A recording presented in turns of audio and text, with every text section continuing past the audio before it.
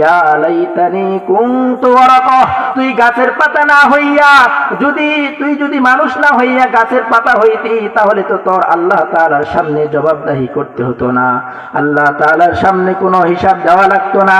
হযরত আমিরুল মুমিনিন উমর রাদিয়াল্লাহু তাআলা আনহু এত বড় মানুষ হইয়া এত বড় ফিকির, আবু বকর এত বড় মানুষ হইয়া এত বড় ফিকির, এই ফিকির তো আমাদের মতো গুনাহগারদের হওয়া উচিত ছিল। তো আমাদের এখানে কোনো ফিকিরই নাই। আমাদের ফিকির আছে? আমরা দুনিয়ার মধ্যে চলতেছি, কোনো চিন্তা নাই, নামাজের মতো নামাজ চলে যাচ্ছে, রোজাকে ছেড়ে দিচ্ছি, হজ ফরজ হইতেছে এগুলোকে ছেড়ে দিচ্ছি, আল্লাহ তাআলার হুকুম আহকাম মানতেছি না, আমাদের কোনো আক্ষেপ নাই, আমাদের কোনো দুঃখ নাই, কষ্ট নাই।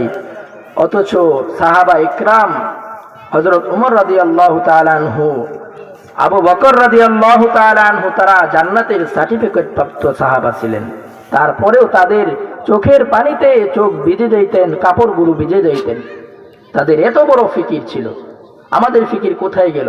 আমরা দুনিয়া নিয়ে ব্যস্ত হয়ে পড়েছি, টাকা পয়সা ধন সম্পদ অট্টালিকা করতে আমরা দুনিয়াকে ভুলে গিয়েছি। তো আমরা মনে করি আমরা যদি ক্ষেতের কাজ ছেড়ে নামাজ পড়ি তাহলে আমাদের সময় লস হয়ে যাবে, কাজের ব্যাঘাত ঘটে যাবে। হারে ভাই, আল্লাহ তাআলা আপনাকে দুনিয়াতে যখন পাঠাইছেন 50 বছর আগে আপনার রিজিক লিখে দিয়েছেন। আপনি কি করবেন দুনিয়ার মধ্যে, আপনি কতটুকু খাবেন, রিজিক লিখে দিয়েছেন। আমাদের চিন্তাধারা হয়ে গেছে পিঁপড়ার মতো। পিঁপড়া হচ্ছে অল্প খায়, পিঁপড়া অল্প খায়, কিন্তু সে সারাদিন খাবার জমাইতেই থাকে। কিন্তু হাতির দিকে তাকান, সে সারাদিন একদিনে 250 কেজি খাবার খায় এবং 90 লিটার পানি খায়। তারপরেও সে কাঁধে করে, জীবনেও দেখেন নাই কাঁধে করে খাবার নিয়ে আসে। সে আল্লাহ তাআলার উপর তাওয়াক্কুল করে থাকে। আল্লাহ তাআলা প্রতিদিন তার সামনে এই 250 কেজি এবং 90 লিটার পানি পৌঁছে দেয়। এটা একমাত্র আল্লাহ তাআলার উপর তাওয়াক্কুল করে থাকে, তাই বলে। কিন্তু পিঁপড়া সারাদিন খাবার জমাইতেই থাকে। আমরা ওই পিঁপড়ার মতো হয়ে গেছি, সারাদিন রিজিকের পিছনে ছুটতেছি, নামাজ নাই, রোজা নাই, আমাদের আল্লাহ তাআলার হুকুমের দিকে কোনো তাওয়াক্কুল নেই। এজন্য আল্লাহ তাআলা হুকুম আহকাম মেনে চলতে হবে।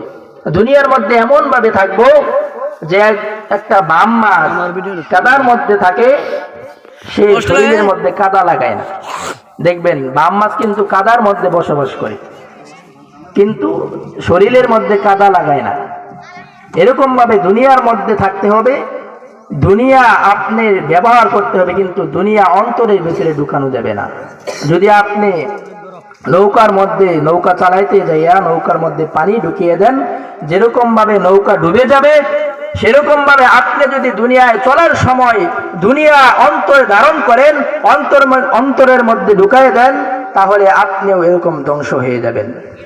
এজন্য আল্লাহ তাআলা আমাদেরকে দিন বুঝে আল্লাহ তাআলার হুকুম আহকাম বিধান অনুযায়ী চলার তৌফিক দান করুন। সকলে বলি আমিন।